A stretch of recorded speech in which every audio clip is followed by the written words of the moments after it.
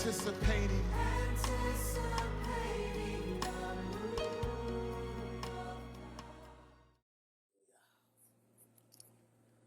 Gloire à Jésus, je nous salue ce soir une fois de plus, réunis ici pour écouter cet enseignement. Alors, il y a de cela 2 semaines, nous avons commencé avec le ministère du prophète. Et ce soir, comme nous avions dit l'autre fois, on n'a pas pu terminer à cause du nombre de questions qu'il y a eu, qu'on devait quand même éclaircir.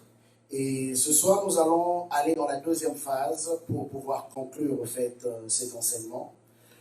Et l'autre fois, nous avons soulevé plusieurs points concernant le prophète et nous avons fait la comparaison qui existe entre le prophète de l'Ancien Testament et du Nouveau Testament.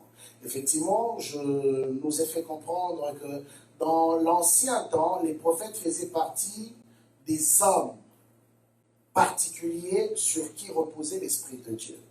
Parce que dans l'Ancien temps, l'Esprit de Dieu ne reposait pas sur tout le monde. Il y avait juste une catégorie de personnes sur qui reposait l'Esprit de Dieu. Ce qui fait que tous les peuples avaient comme obligation de venir vers le Seigneur à travers les prophètes. Donc les prophètes étaient les seules bouches autorisées de Dieu pour révéler la volonté de Dieu. Et c'est comme ça qu'on leur a attribué plusieurs noms, les noms de voyants, parce que même quand il y avait un problème dans la société, automatiquement on savait que c'est le prophète qui devait répondre à cela. On avait besoin d'une direction, même pour aller faire une guerre. C'est le prophète qui répondait à cela. Donc en d'autres termes, Israël dépendait de la voix des prophètes. Aussi longtemps que le prophète n'avait pas parlé, Israël ne pouvait rien faire. Et j'aime Josaphat dans le livre de Chroniques, 2 Chroniques 20-20. J'aime comment il dit ça. 2 Chroniques 20-20.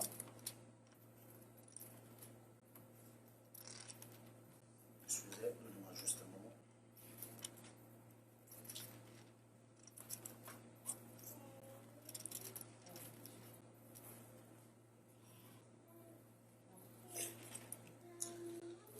Alors, il dit ceci. Écoutez, 2 Chroniques 20-20. Le lendemain, ils se mirent en marche de grand matin pour le désert de Tekoa. À l'heure de part, Josaphat se présenta et dit: écoutez-moi, Juda et habitants de Jérusalem. Confiez-vous en l'Éternel votre Dieu et vous serez affermis. Confiez-vous en ses prophètes et vous réussirez. Amen. Bizarre. Jérémie va dire: maudit soit l'homme qui se confie en l'homme, n'est-ce pas? Pourquoi Jérémie dit ça? C'est pourquoi il faut toujours comprendre le contexte dans lequel la Bible parle. Lui, il dit: maudit soit l'homme qui se confie en l'homme. Mais celui-ci parle, il dit: confiez-vous en l'Éternel et vous serez affermis. Et confiez-vous en ses prophètes et vous réussirez. Cela veut dire quoi? Et j'irai encore plus vers la parole de mon Seigneur Jésus-Christ, dans Matthieu 7. Il dit quoi? Ne jugez point. Ok? De peur d'être jugé vous-même. Mais on voit Paul qui vient et qui dit: puisque nous avons l'Esprit de Dieu, l'homme spirituel, nous pouvons juger de tout. Est-ce que Paul contredit Jésus? Non. Paul n'a jamais contredit Jésus.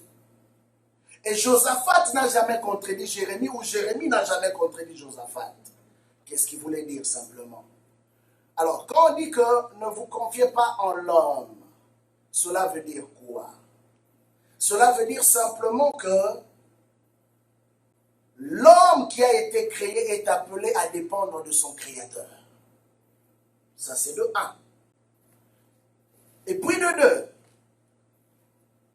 Puisque l'homme dépend de son Créateur, l'homme doit apprendre à écouter la voix de son Créateur. Mais maintenant, Josaphat explique ce que Jérémie n'avait pas dit. Parce que la Bible se complète.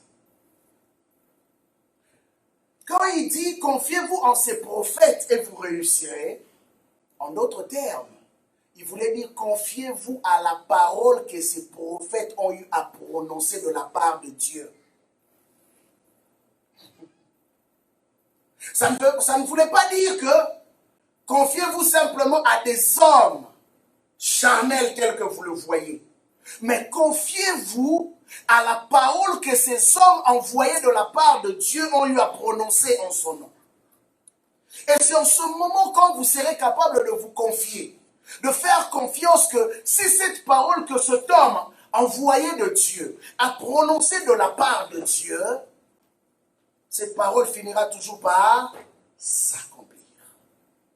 En d'autres termes, Josaphat appelait le peuple à faire confiance à la parole révélée. David va plus loin dans le psaume 119. David dit ceci. Il dit, ta parole est une lampe à mes pieds. Ta parole est une lumière sur mon sentier. Et bien aimé, comprenez que il est impossible pour un homme de réussir sur cette terre sans la parole révélée. Et la Bible ajoute que Dieu ne fait rien sans révéler ses secrets à ses serviteurs. Et il précise, les prophètes. Il ne fait rien. Donc même Dieu se sent dans l'obligation. Il n'est pas obligé. Mais il se sent dans l'obligation de ne rien faire sans avoir parlé au préalable. C'est pourquoi quand certaines personnes disent que les gens parlent, ils font rien. Non, tout commence par la parole. La Bible dit au commencement était la parole. La parole était avec Dieu et la parole était Dieu. Tu ne peux pas négliger la véracité ou la puissance de la parole. Et Dieu choisit des hommes auprès de qui il révèle cette parole-là pour une génération. Nous avons pris l'exemple d'Abraham. On lui dit que ta descendance sera esclave pendant 400 ans. Bien aimé, Israël pouvait prier comme il voulait. Vous savez ce que Dieu dit à Abimelech? Quand Abimelech a pris Sarah, il dit, Dieu frappe d'abord toute la maison d'Abimelech de la maladie. Or, c'est le mystère de Dieu. Abraham avait menti. Ok? Il y a une partie de la vérité qu'Abraham n'avait pas dit. Mais certes, au fait, il avait dit 50% de la vérité parce qu'en réalité, Sarah aussi était sa sœur. Une partie de la vérité qu'il avait cachée a causé que Sarah se retrouve dans la maison d'Abimelech. Mais quand Sarah entre dans la maison d'Abimelech, la colère de Dieu s'enflamme contre Abimelech. Mais qu'est-ce qu'Abimelech avait fait? Il n'a rien fait logiquement. Rien de mal. Il a juste aimé une femme qui était belle. Il a dit, je veux la prendre pour femme. La même nuit, toute sa maison a été frappée de maladies. Et il s'est rendu compte que la femme que je viens de prendre là, ce n'est pas n'importe quelle femme. Et vous savez qu'est-ce que Dieu va lui dire? Il lui dit, pour que cette maladie s'arrête, tu iras auprès du même Abraham, l'homme qui t'a menti là. Il priera pour toi. Et la maladie s'arrêtera parce que c'est un prophète. C'est pour la première fois que Dieu dit qu'Abraham était un prophète. Comprenez un peu? Il dit, il priera pour toi. Et la maladie va s'arrêter. Pourquoi? Parce qu'Abraham était un prophète. Bien aimé, et c'est ce qui est arrivé. Quand il a prié, la maladie s'est arrêtée. On a remis Sarah. Abimelech lui dit, mais pourquoi tu m'as fait ça? Mais moi, je pense que le Seigneur avait utilisé les moyens les plus forts, vu aussi le niveau qu'avait Abimelech.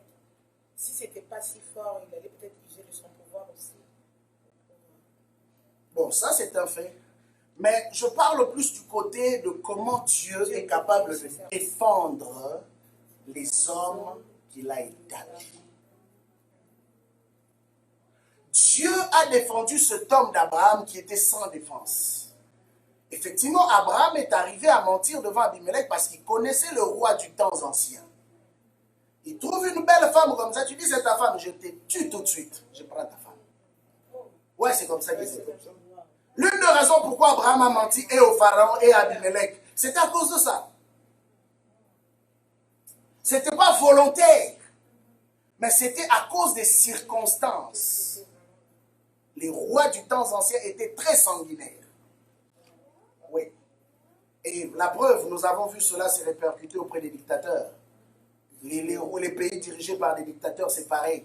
Quand il apprécie la femme de son collaborateur, il va te la prendre sans demander ton avis. Et c'est ce qu'ils ont toujours fait. Alors, mais Dieu défend son homme, il lui dit ceci, que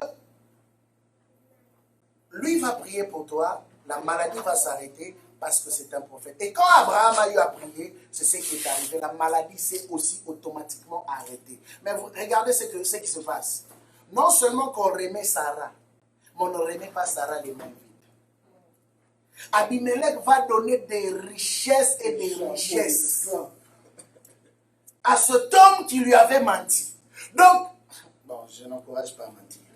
Mais un mensonge a produit des richesses.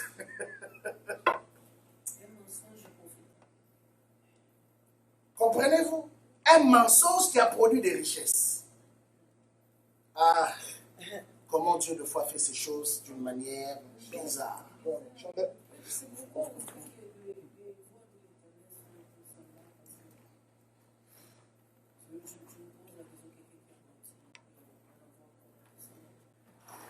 En fait, en réalité, Dieu défendait sa sémence en Abraham.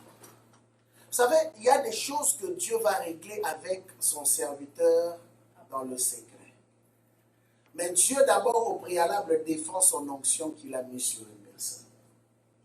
C'est la première des choses que Dieu fait. Voilà pourquoi quand il dit ne touchez pas à mes oins, c'est par rapport à l'onction.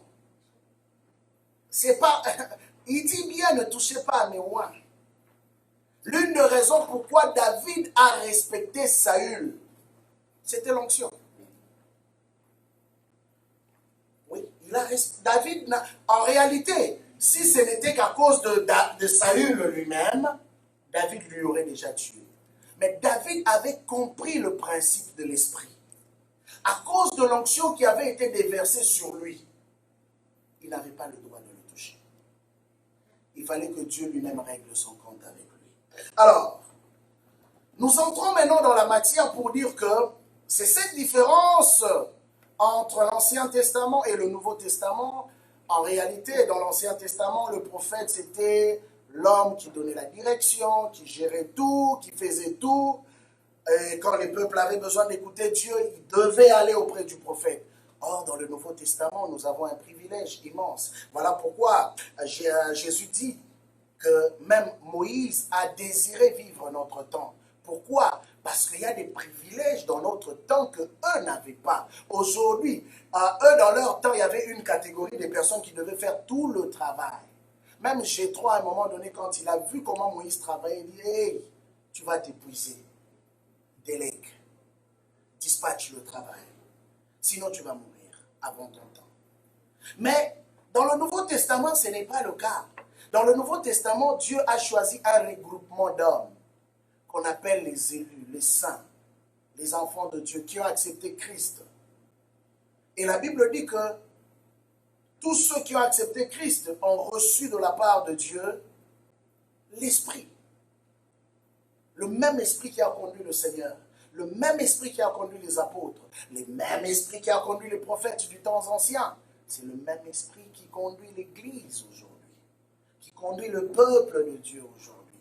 Ce qui fait que aujourd'hui, le rôle du prophète n'est plus pour être un homme à tout faire, où les gens vont consulter à tout moment, même pour prendre des décisions basiques de leur vie.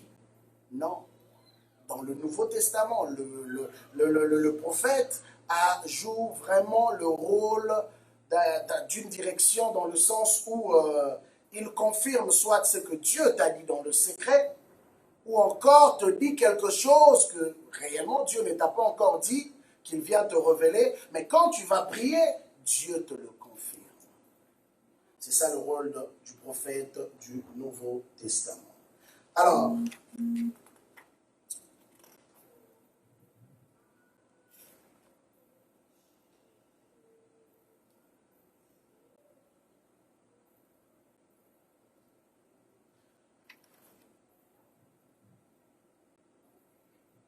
sa mission.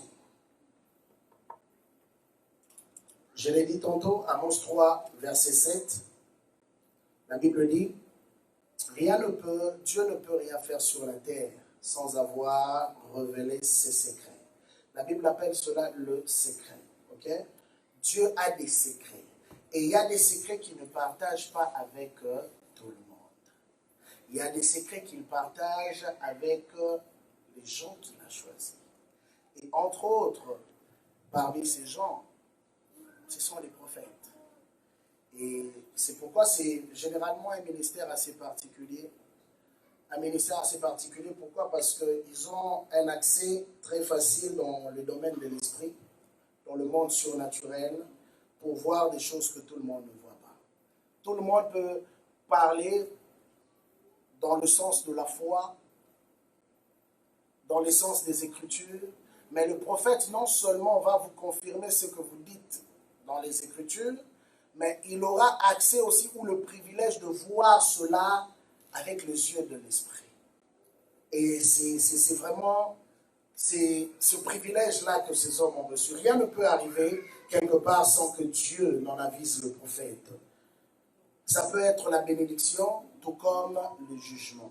Voilà pourquoi j'ai souvent dit ici, il est impossible que Dieu fasse quelque chose, que ce soit à l'église, que ce soit dans nos familles, sans avoir avisé auparavant.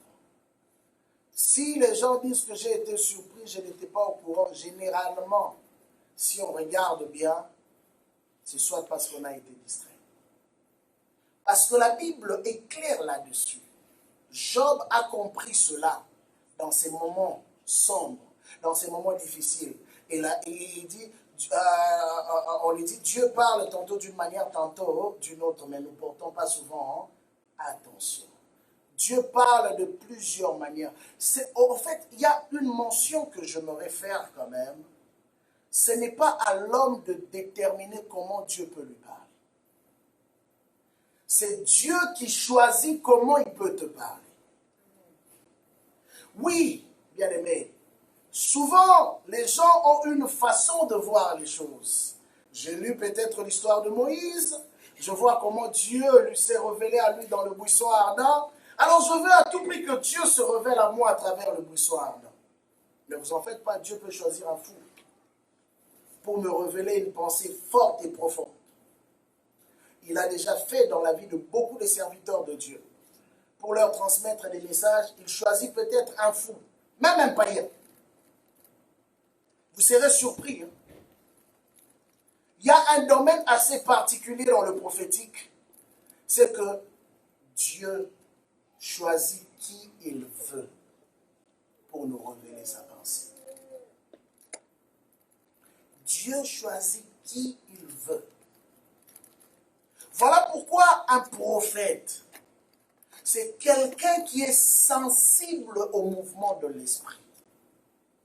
Il sait reconnaître la voix de Dieu à travers des signes, à travers des événements. Il sait reconnaître. Apocalypse 11, versets 3 à 6, Osée 6, 5,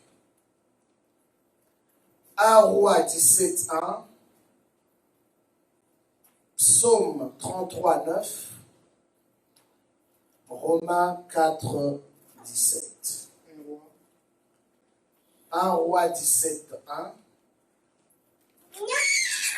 Romains, Psaume 33, 9. Et en dernier lieu, Romains 4, 17. Tous ces passages parlent de comment, quand Dieu parle, hein, comment Dieu se révèle. Dans le livre d'Apocalypse, je veux lire Apocalypse 11, versets 3 à 6. Il est dit ceci. Je donnerai à mes deux témoins le pouvoir de prophétiser. Là, l'Église est déjà partie. Pourquoi? L'autre fois, je nous ai dit que le ministère le plus long, c'est le ministère prophétique. Il a existé dans l'Ancien Testament. Il existera encore même après que l'Église soit enlevée. Mais le deux témoins. Les deux témoins, c'est un événement qui arrive après l'enlèvement. La Bible dit ceci. Je donnerai à mes deux témoins le pouvoir de prophétiser, revêtus de sac, pendant 1260 jours. Ce sont les deux oliviers et les deux chandeliers qui se tiennent devant le Seigneur de la terre.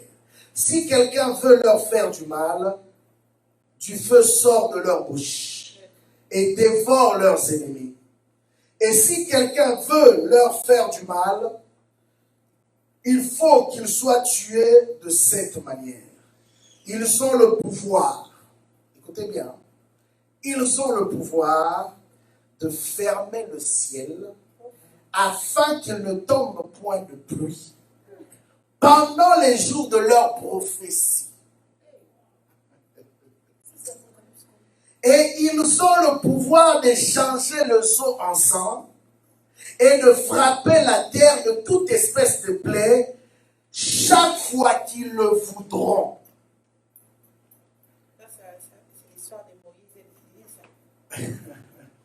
Ce sont les événements qui se sont passés en Moïse. Donc, comprenez-vous que ces hommes reçoivent de la part de Dieu un pouvoir assez particulier, un pouvoir décisionnel. Donc, c'est eux qui peuvent décider quand la pluie peut tomber. C'est eux qui peuvent décider quand le ciel peut se fermer. Donc, ce qu'eux voudront faire, le ciel va exécuter. Allez-y comprendre. Mais ne vous rappelez-vous pas d'une parole comme ça que Jésus a prononcée? Il dit, je vous donne les clés. Ce que vous lirez. Donc, le ciel n'est qu'en attente de ce que les hommes sur la terre lisent ou délisent. Et les deux témoins ont reçu, les deux prophètes du temps de la fin, ont reçu un mandat particulier, au point qu'ils étaient intouchables. Ceux qui voulaient se lever contre eux, ils étaient capables d'envoyer le feu. Non, ce n'est pas un esprit. Élie a fait descendre le feu. Est-ce que c'était un feu spirituel? Le feu d'Élie était-il spirituel ou physique? Non, mais la Bible dit que le feu a consumé ses soldats. Vous comprenez?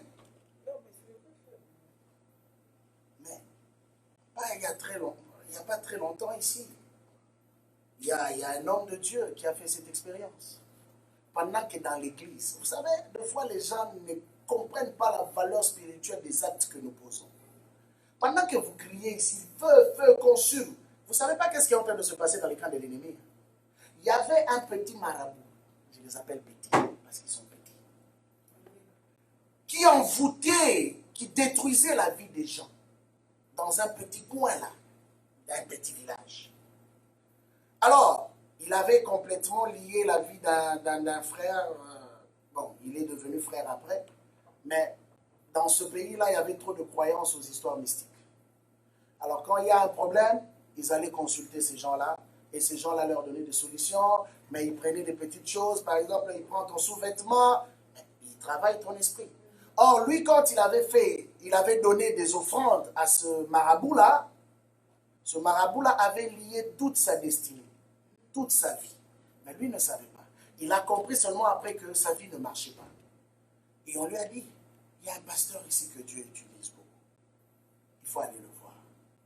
Le gars est venu dans l'église innocent au milieu de la foule. Et l'homme de Dieu reçoit une parole de connaissance. Et Dieu a identifié la personne, a commencé à lui révéler son problème. Et le gars a confessé que c'était vrai.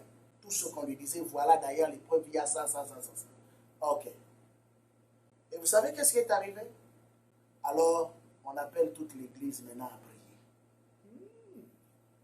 Oui. On demande à toute l'église maintenant de lancer les feux, de relâcher les feux dans la maison du magicien. Et vous savez qu'est-ce qui est arrivé? La maison du magicien a brûlé, pas spirituellement.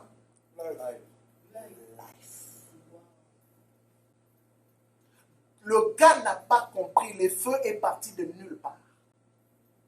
La maison a été consumée. Au point que le gars est venu confesser. Il y a même les photos. Live. Ce n'est pas une histoire. Les photos sont là. Donc le gars, il a vu que ce n'était pas un feu accidentel de la maison. Non, un homme spirituel sait. Un homme spirituel sait que ça c'est un fait d'origine normale, ça c'est un feu qu'on m'a envoyé. Parce que quand... S'il est un vrai marabout, il va savoir que c'est... Ouais, un vrai, il le sait. Écoutez, quand nous relâchons le feu dans les mondes de ténèbres, ceux qui opèrent dans les mondes de ténèbres, ils ressentent ça. Souvent, on voit ça même dans les délivrances. Quand on relâche le feu, comment les démons s'agitent. Mais maintenant, si Dieu te permettait d'ouvrir tes yeux pour voir, tu vas comprendre ce qui est en train de se passer. Pourquoi les démons sont en train de crier dans le corps pendant que nous relâchons le feu. Alors, c'est simplement pour dire ceci, c'est que ces deux personnes qui jouaient le rôle des deux prophètes du temps de la fin avaient reçu un mandat particulier. Et dans ce mandat, Dieu leur avait donné le pouvoir de jugement. Et personne ne pouvait les toucher. Mais à un moment donné, Dieu a permis qu'on les touche. Quand leur temps de prophétie est fini, oui, Dieu fonctionne avec les temps. Il leur a dit exactement, vous allez prophétiser pendant 1260 jours. Ok? Quand les 1260 jours sont finis là, il n'y avait plus leur utilité. C'est comme ça que Dieu fonctionne. Alors c'est pour dire que ces personnes que Dieu donne le mandat d'exercer reçoivent de la part de Dieu une autorité supérieure. Au fait, ce n'est pas eux. C'est à cause de l'onction qui est sur eux que même leurs paroles deviennent comme les paroles prononcées de la bouche de Dieu lui-même. Voilà pourquoi je veux nous expliquer quand même, auprès de prophètes, je vais quand même aller dans l'autre étape que je n'ai pas eu à développer, mais qu'on reviendra, si Dieu le permet, auprès des apôtres. Parce que nous avons parlé des apôtres, mais il y a un côté dont nous n'avons pas parlé. Nous n'avons pas parlé des abus de pouvoir, nous n'avons pas parlé des faux apôtres. On n'a pas atteint ce côté-là, parce que dans le livre de l'Apocalypse chapitre 2, Jésus-Christ parle à l'église d'Éphèse. Et dans l'église d'Éphèse, Jésus relate qu'il y avait des faux apôtres, que eux, l'église a eu à résister. Parce qu'il n'y a pas que des faux prophètes. Il y a aussi des faux apôtres. Il y a aussi des faux pasteurs. Il y a aussi des faux frères qu'il faut savoir reconnaître. Alors, il y a des choses qui prennent existence à travers la parole prophétique. Ésaïe 44, 26. Voilà pourquoi la parole prophétique a un pouvoir énorme. Énorme. Ésaïe 44, 26. 44, 26. La Bible nous dit, je confirme, ça c'est Dieu qui parle. Il dit, je confirme la parole de mon serviteur. et j'accomplis ce que prédisent mes envoyés. Et des villes de Juda, elles seront rebâties et je releverai leur ruine. C'est Dieu qui parle. Je confirme la parole de mes serviteurs. Et j'accomplis ce que prédisent mes envoyés. C'est ça la clé d'abord, d'être réellement un serviteur et d'être un envoyé. Parce que Dieu accompagne toujours sa parole. Ça ne veut pas dire que je peux me lever du jour au lendemain pour commencer à dire ce que je veux dire. Et attendre que Dieu accomplisse. Non, Dieu confirme la parole qu'il a déposée dans le cœur ou dans la bouche de ses serviteurs. Voilà pourquoi il est important de faire très attention aux paroles que les hommes de Dieu sortent de leur bouche. Il y a des vies qui ont été complètement détruites parce que les serviteurs de Dieu ont parlé sur une vie.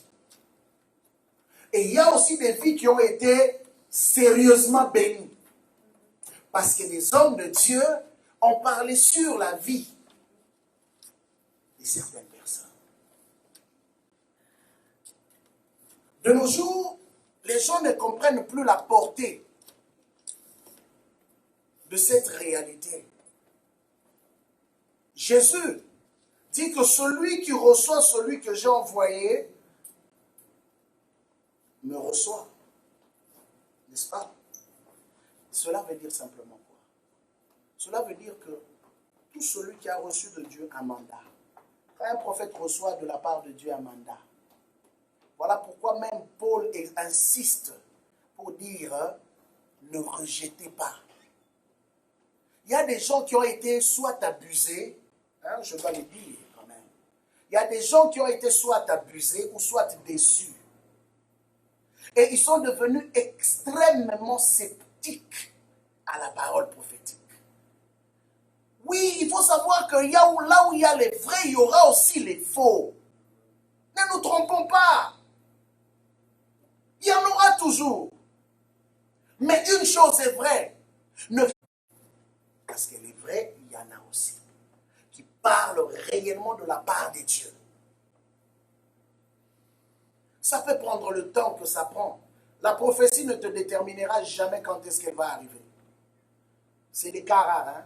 C'est la seule fois que Dieu a dit à Abraham. Au fait, il y a 2 fois dans la vie d'Abraham. Imaginez-vous par exemple en 25 ans de parcours. En 25 ans. 2 fois seulement où Dieu a donné à Abraham les précisions des événements. 2 fois. 400 ans de sa descendance et que l'année prochaine, dans la même période, je reviendrai et ta femme aura un enfant. 2 fois seulement. Mais toutes les autres fois, il a dit quoi? Je te bénirai. Je te bénirai quand? Je te bénirai. Attention. Tu seras le père d'une multitude. Mais Seigneur, quand? Mais en 25 ans, il y a 2 seulement prophéties qui ont eu des précisions. 25 ans. Mais par contre, il est resté le père de la foi. Mais ça n'exclut pas que oui, pour certaines personnes, ils peuvent avoir aussi la grâce d'avoir cette onction de précision. Mais généralement, je dois te dire une chose, pas pour te décourager, mais pour t'encourager à t'attacher au Seigneur dans la foi. Généralement, Dieu ne te précise pas. Généralement, Dieu t'annonce simplement ce qu'il va faire avec toi. Mais généralement, il ne va pas te dire que non, demain, à 4 heures, voilà telle chose. Ça c'est très rare. Ça arrive. Dieu parle avec précision, ok? Ça arrive. Mais généralement, Dieu aime exercer notre foi. Il y a des gens qui vont dire, mais ce prophète-là, il ne donne pas de précision. Mais tu veux qu'il te donne quoi? Il n'est pas Dieu. C'est un homme utilisé par Dieu. Il te dit ce que Dieu lui dit de dire. Tu veux qu'il te donne quelle précision? Vous savez, on peut te dire l'année prochaine. Mais l'année prochaine est vaste. Hein? L'année prochaine a 365 jours. 12 jours et 12 mois. 12 mois. 52 semaines. Alors, vas-y comprendre. Quand on dit l'année prochaine, quand? 23 décembre à 23h. Ça peut être aussi le 31 décembre à 23h59. Ah oui, c'est l'année prochaine. C'est vrai aussi. Le 31 décembre, 23h59, Dieu vient frapper à ta porte. Toi, tu vas dire non, c'est fini. Mais même à 23h59, il faut toujours espérer. Ça peut être aussi 23h59, 59 secondes. Ça prend une fois entière. Au dernier tic-tac. Oh oui. C'est l'année prochaine. Donc la seule chose qu'on sait, c'est l'année prochaine. Dieu va le faire. Alors les règles de la prophétie, 1 Corinthiens chapitre 14, verset 3.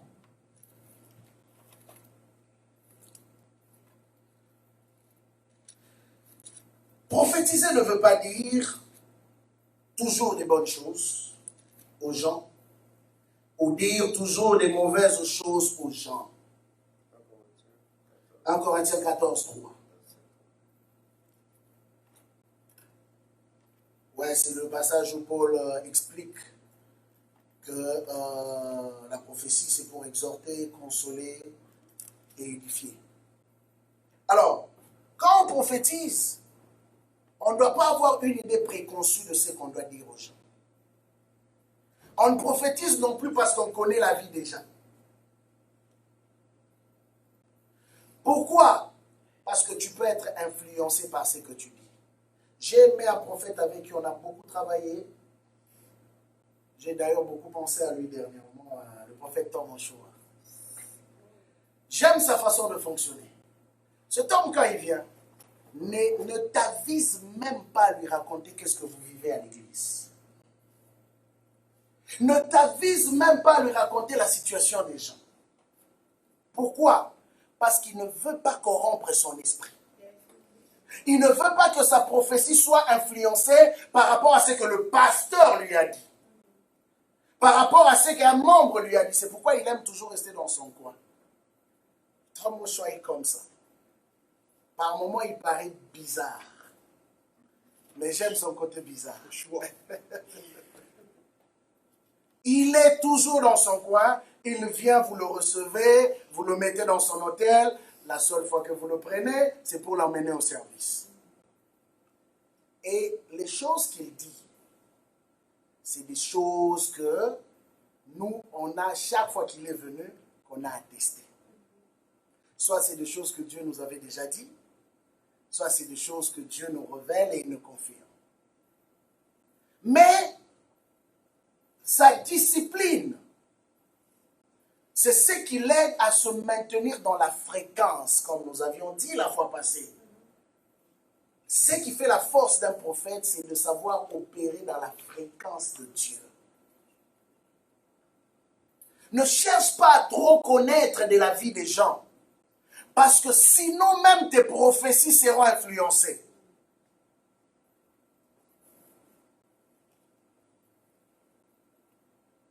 Un prophète, c'est d'abord quelqu'un qui vit dans le secret. Voilà qu'un homme comme Élie pouvait dire, je suis Élie et je me tiens devant Dieu. Élie, c'était un homme, l'une des raisons pourquoi dans l'Ancien Testament, j'aimerais le dire, on appelait ces hommes les hommes de Dieu, c'était parce que ces hommes passaient plus de temps avec Dieu qu'avec les hommes. Leur secret, c'était la montagne. Leur secret, c'était les grottes. Leur secret, c'était l'intimité avec Dieu. Voilà pourquoi Moïse, même le veau d'or, il ne l'a pas vu ou n'a pas appris la nouvelle parce que le petit Josué est venu dire, hé maître, tu sais que là-bas il y a des choses qui se passent. Non, il était à la montagne et Dieu est venu lui parler. Dieu lui dit, descends, laisse-moi. Voilà ce qui se passe dans le camp. Il entendait tout de la bouche de Dieu. C'est pourquoi la Bible dit, quand il y a un prophète parmi vous, je lui parle par des songes, par des visions. Mais ce n'est pas le cas avec mon serviteur Moïse. Lui, il me voit. Lui, il me voit, il voit ma représentation. Il entend ma voix audiblement. Oui, bien-aimé, il y a plusieurs types de manifestations de Dieu dans la vie de ces prophètes. Il y en a qui ont la facilité d'entendre audiblement la voix de Dieu constamment, ou plus souvent. Mais il y en a aussi, ils sont néanmoins prophètes, mais ce n'est pas qu'ils entendent constamment la voix audible. Dieu leur parle de fois par des visions, par des songes, par des pensées. L'exemple de Daniel. La plupart de ces visions étaient des visions nocturnes. C'est que nous appelons souvent des songes. C'est que nous appelons souvent des songes. Et c'est ça que Daniel voyait constamment. Mais néanmoins, c'était un prophète, un grand prophète dans l'histoire d'Israël, et qui a révélé des grandes choses. Il y a de ces personnes qui ont la grâce d'être visitées dans leur sommeil constamment par Dieu. Tout comme il y en a aussi qui ont souvent des visitations angéliques. Ah oui. Un homme comme mon ami, l'apôtre Jean, quand il te relate son histoire avec Apocalypse, vous savez combien de types d'anges que Jean a vus? C'est pour la première fois dans les Écritures qu'on voit autant de fois où on parle des anges dans un livre. Ok? Dans un livre, on parle de plusieurs catégories d'anges et de plusieurs visitations. Dans un seul livre. Or, de fois, vous voyez que, en lisant les Écritures, certains prophètes ont reçu très rarement des visitations angéliques. Il y en a d'autres qui ont simplement entendu la voix de Dieu. Jonas. Bon, certains disent que le poisson qu'il avait avalé, c'était un ange. Dieu seul sait. C'est possible. C'est possible. Ouais. Mais, Jonas, en lisant les Écritures, tu verras nulle part où on parle de Jonas qui a vu l'apparition d'un ange. Mais c'était néanmoins un prophète. C'était néanmoins un prophète. Alors, comprenez que quand tu opères dans le prophétique, il faut être équilibré. Il y en a qui pensent que, comme moi je ne me sens pas bien, il peut arriver que Pasteur Noé vienne n'est pas content du peuple de Dieu. Il pense aussi que Dieu n'est pas content. Et il commence à donner des paroles selon ses humeurs. Ah oui. Il y a beaucoup de prophètes comme ça. Oui. Voilà pourquoi... Qu'est-ce que tu veux dire quand tu dis, quand tu opères dans le prophétique, il faut être équilibré? Il faut être équilibré, c'est-à-dire quoi? Ne cherche pas à dire des choses qui plaisent aux gens. C'est-à-dire que tu es comme un prophète qui parle toujours des bonnes choses pour ne pas blesser les gens. Tu veux être politiquement correct avec les gens. Ok? Et ne sois pas aussi le genre de personne qui pense toujours que Dieu est en colère. Vous savez, pour nous autres, hein, excusez-moi de le dire, mais c'est la réalité. Nous avons été colonisés, nous avons été esclaves. Par moments, nous vivons avec une mentalité un peu bizarre. Et de fois, notre passé vient influencer même notre fonctionnement dans l'Église. Il y en a qui pensent qu'ils sont toujours esclaves. Il y en a qui voient toujours des sorciers partout. Je connais des gens qui ne prophétisent que des démons. Alors, une fois, je me suis assis avec un groupe de gens, là, je leur ai posé la question, je dis, ok, Donc vous, dans votre église, vous ne voyez que des démons. Mais quand est-ce que vous allez voir un ange? Jamais tu vas les entendre dire que non, Dieu nous a visités, on a vu un ange. Ils connaissent tous les noms des démons, comment ils opèrent, toutes les catégories des démons.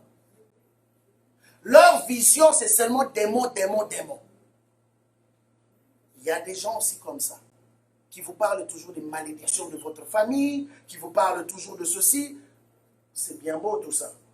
Mais, et où est la place maintenant de la bénédiction de Dieu? Vous comprenez un peu? Dieu n'est pas là simplement pour me parler des malédictions de ma famille. Dieu n'est pas là seulement pour me parler des alliances de mes ancêtres. Mais Dieu est là aussi pour me révéler son plan pour ma vie. Comme le dit Jérémie 29, 11. Il dit, je connais le plan que j'ai formé. Ok? Moi, Dieu, je connais le plan que j'ai formé pour vous ou pour toi. C'est un plan de bonheur et non de malheur, afin que tu prospères. C'est ce que la Bible dit. Et il est important que celui qui opère dans le prophétique ait trois choses très importantes.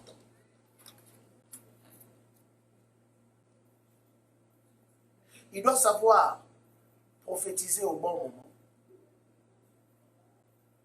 Il doit savoir prophétiser de la bonne manière. Et il doit savoir prophétiser dans un bon état d'esprit. Je disais, prophétiser au bon moment. Souvent, je peux avoir une parole qui vient réellement de Dieu.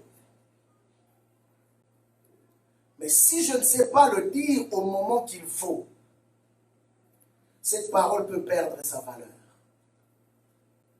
Ça peut être réellement une parole venue de Dieu. Mais je le dis au moment qu'il ne faut pas le dire. Ça perd sa valeur. Au lieu d'être une bénédiction, ça peut devenir une pierre d'achoppement. Voilà pourquoi il est important de savoir exercer le don en toute sagesse. Deuxième de chose, savoir le dire de la bonne manière. Vous savez, c'est ce qui m'étonne avec les prophètes de l'Ancien Testament. C'était que Daniel savait que les rois avec qui il opérait, où il travaillait, étaient des occultistes tous. Mais comment Daniel, un prophète connaissant Dieu, qui vient parler au roi Darius, par exemple, il dit, « Ô roi, vis éternellement. » Quelle abomination! Hein? Ce n'est pas une abomination, mais si on peut réfléchir logiquement, on va dire que c'est une abomination. Comment il peut dire au roi de vivre éternellement? Parce qu'on sait que le roi est mortel. Il y avait un protocole que les prophètes de l'Ancien Testament avaient compris.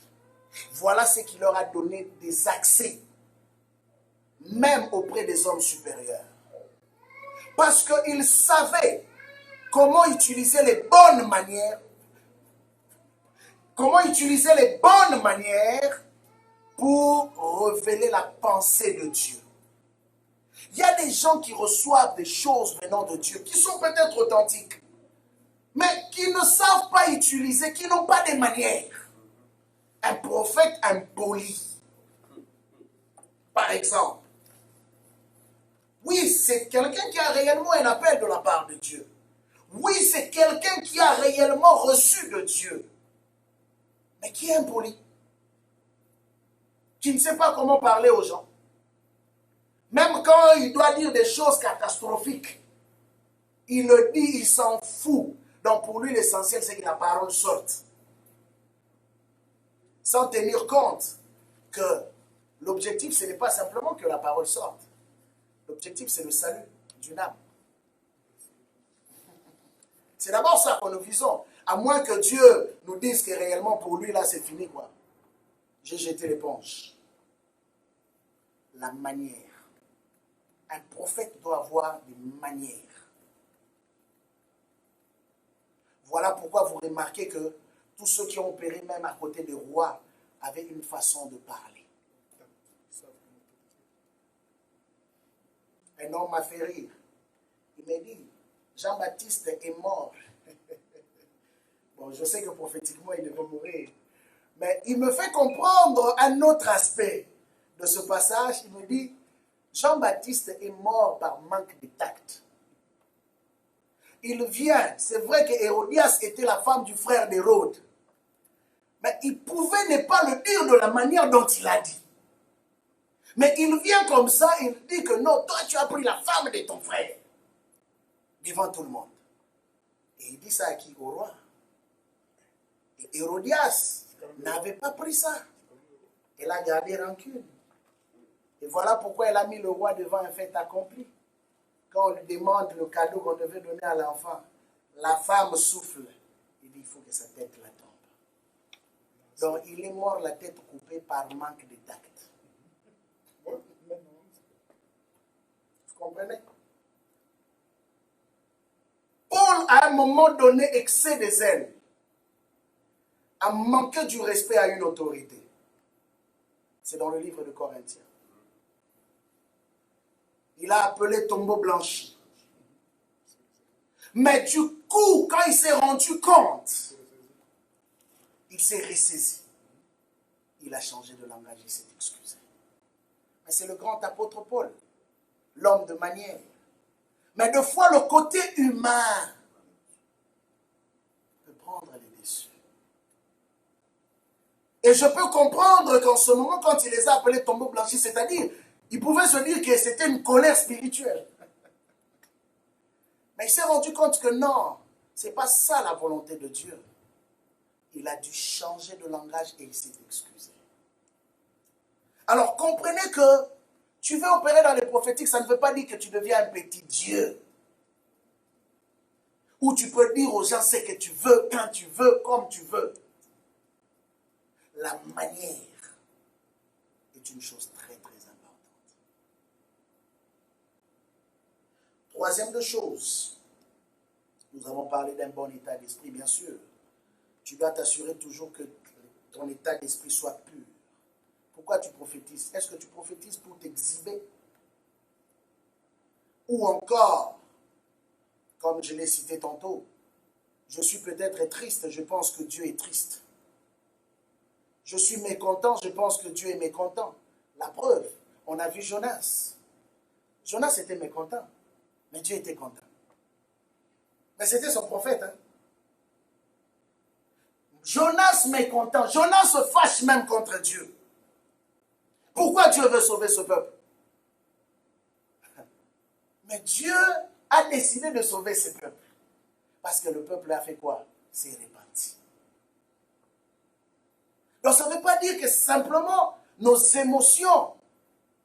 Oui, Dieu peut beaucoup utiliser nos émotions pour nous parler. Ok?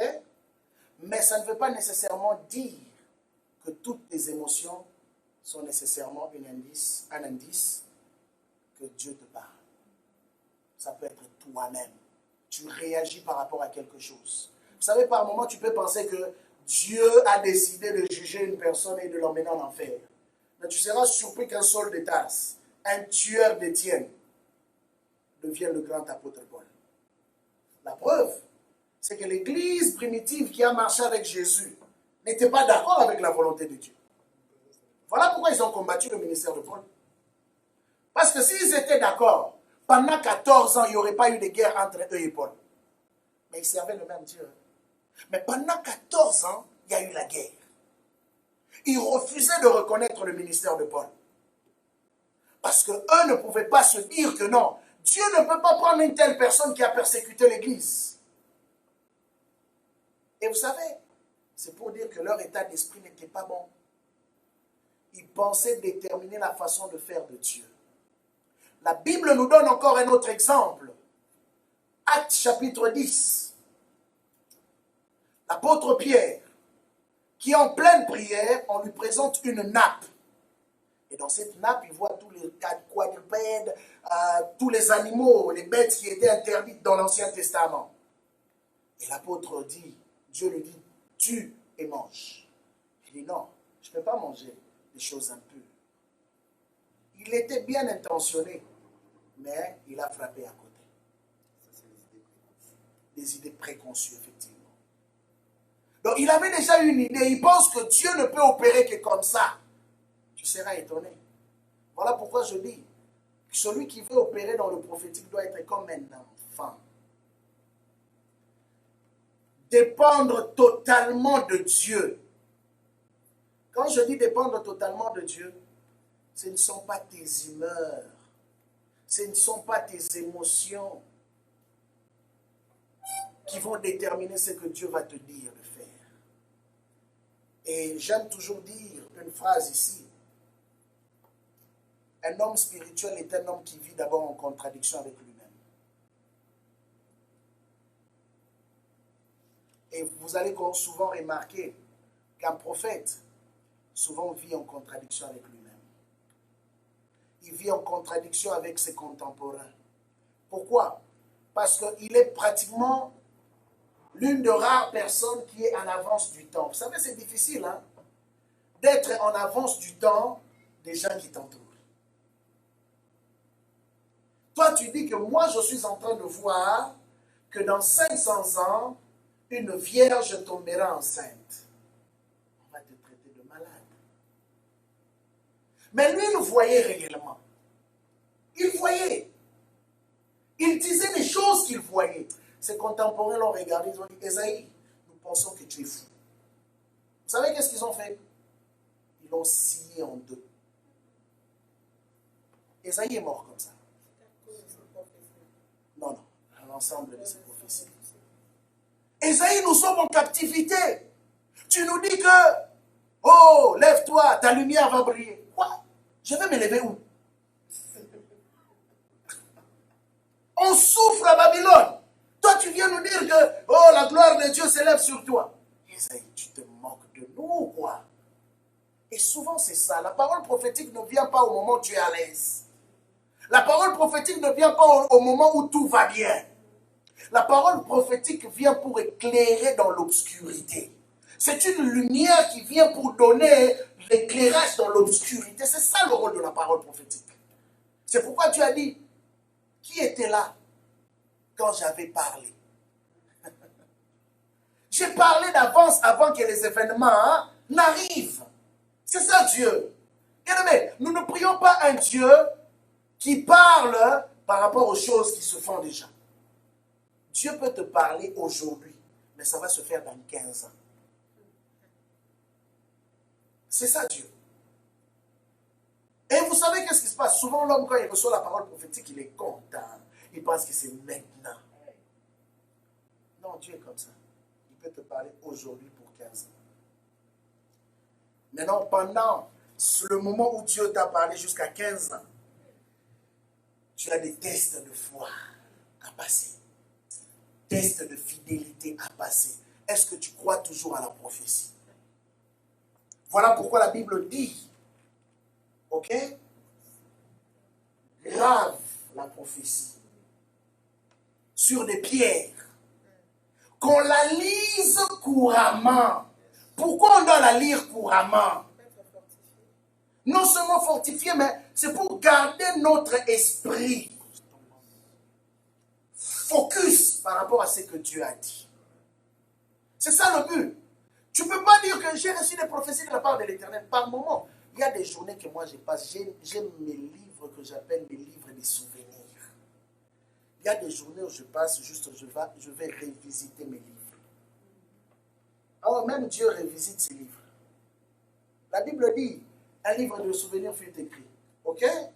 Devant le trône de Dieu. Et vous savez qu'est-ce qui arrive? Il y a des anges qui ont pour mission, à des saisons précises, à des moments donnés, pour aller ouvrir ces livres et lire ça aux oreilles de l'Éternel. Oh! Vous savez, comme le roi s'est souvenu de Mardochée, c'est le même principe qui s'applique au ciel. Oh, je prie que Dieu vous ouvre les yeux. C'est le même principe qui s'applique au ciel. Il y a des ouvriers qu'on appelle les anges, qui viennent avec les livres. Chaque personne telle qu'on est assis ici a un livre de souvenirs. Et à un moment donné, ton livre de souvenirs va être ouvert devant Dieu. Ok, à telle période, en telle année, sœur Intel avait fait ça pour moi. Oh, ange, allez, descends. envoie ça, bénis sa vie. Reçois. Et c'est ce qui se passe. C'est pourquoi il y a des gens qui se tournent. Oh, j'ai rien fait. La bénédiction en catastrophe comme ça, en désordre, comme les anglophones aiment l'appeler, hein, les ridiculous blessings. Donc une bénédiction qui dépasse tellement l'entendement, où tu te poses la question, mais Seigneur, est-ce que je mérite vraiment tout ça? Tu ne te rappelles même pas quand est-ce que tu avais fait la prière. Tu ne te rappelles pas quand est-ce que tu avais donné l'offrande. Tu ne te rappelles pas quand est-ce que tu avais fait le sacrifice pendant que tout le monde avait baissé les bras. Toi, tu étais toujours là en train de courir à l'église, à nettoyer, à laver les chaises, à chanter, à intercéder. Tu ne te rappelles même plus. Mais dans les livres des souvenirs, tout est écrit. La date, l'heure, la seconde, l'année, la minute. Et la parole prophétique te révèle la pensée de Dieu pour le futur. C'est pourquoi, bien aimé, comprenez que le monde spirituel est très bien organisé. Oh, yes. Très bien organisé. Le diable connaît la puissance de la parole prophétique et du ministère du prophète.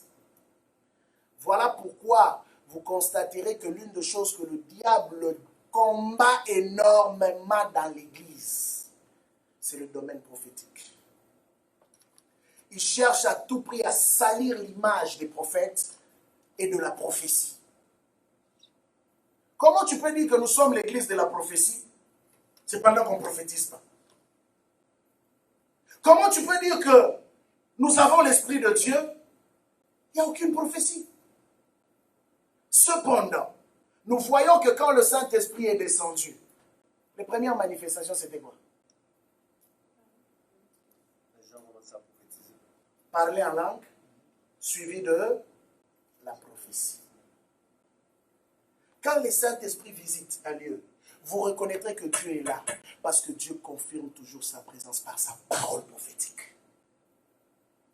Ah, bien-aimé, c'est pourquoi je pleure pour les églises qui ont étouffé la grâce prophétique. Je pleure beaucoup. Parce que je me rends compte qu'une église qui n'entend plus la voix de Dieu est une église qui est vraiment un terrain de football pour le monde de ténèbres. Malheureusement. Je ne peux rien dire pour eux, mais malheureusement pour eux. La Bible est claire là-dessus, Noémie. Ils pensent qu'on fait. Ils pensent que c'est du blanc. Mais c'est un piège diabolique. Vous savez pourquoi? La Bible est claire. La Bible dit dans les derniers jours, je répandrai de mon esprit sur toute chair. Vos fils et vos filles, la première chose que la Bible mentionne, il dit quoi? Vos fils et vos filles prophétiseront. Et toi, tu viens me dire aujourd'hui, on parle de quoi? Des derniers jours. Mais j'entends des gens dire que le temps des prophéties ou le temps des miracles est passé. Êtes-vous malade ou quoi? Est-ce que nous étudions le même français ou nous avons des Bibles qui sont différentes? Hein? Sérieux? On a bien dit au temps de la fin, dans les derniers jours. On n'a pas dit au début. Dans les derniers jours, c'est clair. Comme l'eau du roche. On dit, dans les derniers jours, je reprendrai de mon esprit sur toute chair, vos fils et vos filles prophétiseront. Première des choses. Vos jeunes gens auront des visions. Ok, vous ne voulez pas de la prophétie. Vous ne voulez pas des visions. Vous ne croyez même pas aux visions. Et en plus de cela, vous ne voulez même pas croire aux miracles. La liturgie. C'est tout ce qui leur reste. La liturgie. Jésus dit aux pharisiens, vous n'entrez pas dans les paradis. Et vous empêchez même aux autres d'entrer. C'est ça le problème. Bien-aimé, comment tu peux entrer dans le paradis? Jean chapitre 3, que dit la Bible? La Bible dit ceci. Ceux qui sont nés de nouveau feront quoi? Hein? Ils verront le royaume. La nouvelle naissance te donne la possibilité de voir. C'est clair. Allez lire Jean chapitre 3. Mais Jésus ne s'arrête pas là. Il dit maintenant, ceux qui sont nés d'eau et de l'esprit. Il y a une différence, hein? Naître de nouveau et naître d'eau et de l'esprit. C'est deux choses. Il dit, ceux-là maintenant vont entrer. Donc si tu n'es pas né d'eau et de l'esprit, tu verras juste le royaume, tu vas salir. Tu seras un chrétien du dimanche, tu chanteras des louanges d'un Dieu que tu ne connais pas. C'est comme quelqu'un qui se tient à la porte là. C'est ça l'image. Tu es devant la porte. Tu es quand même à la porte. Tu vois quand même qu'il y a une salle. Mais le reste qui est là-bas, est-ce que tu connais? Non. Or, maintenant, celui qui est né de l'esprit et d'eau, il peut entrer, faire le tour, visiter. Voilà pourquoi il dit que celui qui est né de l'esprit est comme un vent. On ne sait d'où il vient et où il va. Celui qui est né d'eau, de l'esprit. Jamais utiliser la prophétie pour faire passer sa propre pensée, sentiment, animosité ou jalousie au nom de Dieu.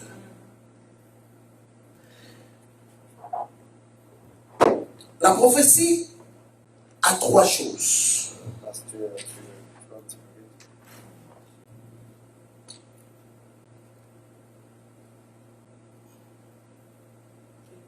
Quand nous parlons des règles de la prophétie, il y a trois choses à retenir dans les règles de la prophétie. D'abord, il faut l'examiner et l'analyser. Pourquoi on dit qu'il faut l'examiner et l'analyser? C'est parce qu'il faut comprendre que même lorsque Dieu parle, Dieu laisse le libre arbitre à la personne. Il peut arriver aussi à l'homme d'ajouter ce que Dieu n'a pas dit. C'est le seul don où vous allez constater que Dieu dit, à travers son serviteur Paul, examinez, retenez ce qui est bon. Donc si on retient ce qui est bon, on peut rejeter le reste. C'est faux, hein? Ça, c'est dans la dimension simple de la prophétie. Retenez ce qui est bon. Ok, on va y arriver. 2.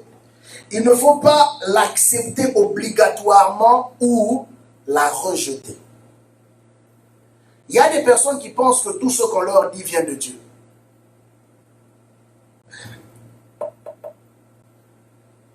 Et surtout dès que la personne utilise Dieu m'a dit. Dieu m'a dit. Et il y a de ces personnes qui pensent que toutes les pensées qu'elles reçoivent viennent de Dieu. Ça, c'est encore un autre danger. Dieu n'est pas un perroquet. Ça, c'est ce qu'il faut savoir. Dieu parle quand c'est nécessaire.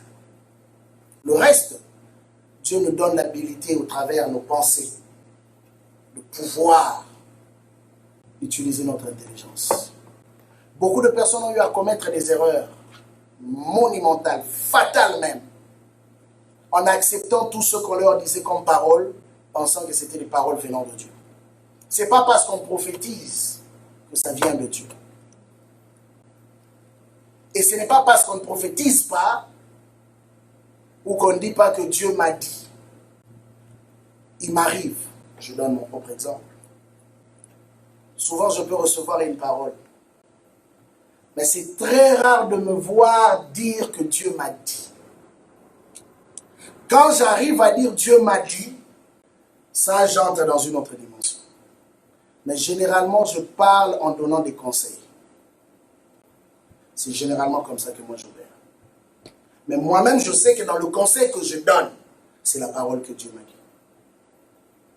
Mais pour ne pas vouloir influencer, parce que, vous savez, l'homme est comme ça. Hein? Souvent, il y a des personnes qui sont tellement manipulables que lorsqu'on leur dit Dieu m'a dit, ils ne réfléchissent plus. Ils ne prennent même plus le temps d'aller prier. Oh, Dieu m'avait dit, Dieu m'avait dit. Mais est-ce que tu as pris le temps d'examiner? Est-ce que tu as pris le temps de prier? Est-ce que tu as pris le temps d'écouter le Saint-Esprit par toi-même? Et souvent, ces gens ont été déçus. Comment Dieu m'avait dit, cela n'est pas arrivé. Non. La grande question, est-ce que c'était réellement Dieu qui avait parlé? C'est ça le problème. Parce que je peux voir de fois quelqu'un qui a une habilité quelconque. Et une pensée me traverse la tête. Je pense que c'est Dieu qui me dit. Et je te dis que voilà. Dieu me dit, fais ça, ça, ça, ça, ça, ça. Et toi, sans réfléchir, tu acceptes cette parole comme étant une parole de Dieu. Et tu te retrouves qu'après, Dieu n'était pas dans la chose. L'exemple que je nous ai donné une fois, un fermier qui voit la lettre P au ciel, il priait Dieu. Il y a aussi des choses qui sont similaires, hein, comme ça. Alors lui, il a pensé que c'est prêche. Il est allé prêcher sans résultat. Il revient, Seigneur, mais comment tu m'as envoyé prêcher, il n'y a pas de résultat. Dieu m'a dit, depuis quand moi je t'avais dit d'aller prêcher? Mais tu avais écrit la lettre P au ciel. Parce que les gens sont, des fois, ils interprètent tout. Il dit non, je t'avais dit plante. En tout cas, tout commence par paix. Mais c'est là le problème. Paix, prêche, prêt, plante. Maintenant, toi, tu choisis quoi? En tout cas, les deux donnent la Pas le bon récolte. paix. Soit tu récoltes les arbres, ou tu récoltes Les humains. Ou encore pêche. Pas pêche. Vous comprenez un peu? Alors, c'est très important. L'analyse, une étude approfondie, cela n'exclut pas la foi. Paul dit éprouver la prophétie. Vous avez le devoir, ça c'est votre devoir en tant qu'enfant de Dieu, d'éprouver. On ne dit pas rejette, on te dit éprouve. Donc va faire une étude approfondie. Prends le temps de prier, d'écouter le Saint-Esprit qui te donne le discernement. Peut-être que par la prophétie que la personne t'a donnée, la personne s'est limitée sur un point. Dieu pourrait te donner encore d'autres détails que la personne ne t'a pas donné. Tu as des infos, celui-là. Non, c'est toi. C'est toi qui n'as pas compris. Vous comprenez un peu? Complexe. Alors, la troisième des choses, elle doit être conforme à la parole. Tout ce que Dieu dit est conforme à la parole. Le degré de révélation. Ah, je suis encore loin. On n'est pas plus avancé. Le degré de révélation, là, je vais aller plus rapidement.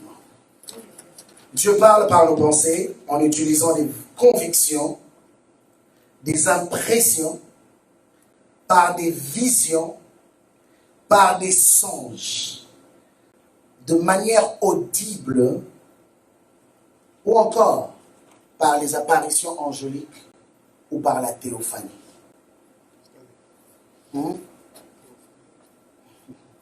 La théophanie, c'est la manifestation physique de Dieu. Quand Jésus lui-même apparaît, où Dieu se révèle sous une forme quelconque à une personne. À l'exemple, lorsque Jésus a été baptisé, le Saint-Esprit est descendu sous une forme corporelle, en utilisant la forme d'une colombe. Ou encore Moïse. Moïse avait l'habitude de voir la théophanie, c'est ce qu'on a appelé la représentation de Dieu. Parce qu'on dit dans certains endroits, on voit l'ange de l'éternel, l'ange de Dieu, c'est la théophanie. Oui, l'ange de l'éternel. Pas l'ange de Dieu, l'ange de l'éternel. Ouais. Généralement, c'était la théophanie. Josué, par exemple, avant d'aller attaquer Jéricho. Alors, là, j'ai déjà expliqué l'autre partie quand j'ai dit que souvent, n'est pas utilisé la formule « ainsi parle l'Éternel ». Aussi longtemps qu'on n'est pas trop sûr, parce que souvent Dieu nous parle, ou des paroles prophétiques, tu peux la recevoir par des impressions, des pensées, généralement. Sensoriel. Ouais, généralement c'est comme ça. Okay? C'est très rare que la parole prophétique est accompagnée des visions. Ça, c'est des fois des personnes qui ont des grâces, que Dieu accompagne la parole prophétique avec des visions. Pendant qu'il te donne une vision, il te parle. Mais des fois, souvent, qu'est-ce qui arrive? C'est par des pensées, c'est par des impressions. Tu reçois comme ça. Alors, généralement, comme ça, tu peux juste utiliser une formule simple pour dire, bon, je sens. Comprenez? Je sens dans mon esprit ça. Alors, maintenant, quand c'est, par exemple, une théophanie ou une vision claire, là, tu peux dire, bon, voilà, Dieu m'a dit ça, ainsi de suite. Alors, maintenant, je veux parler de l'autre étape cruciale encore dans le ministère prophétique. Nous allons parler des faux prophètes. 1 Jean chapitre 4, verset 1, Matthieu 7, verset 15, Matthieu 24, 11, et nous sautons verset 24. Matthieu 24. 11 et 24. Verset 24.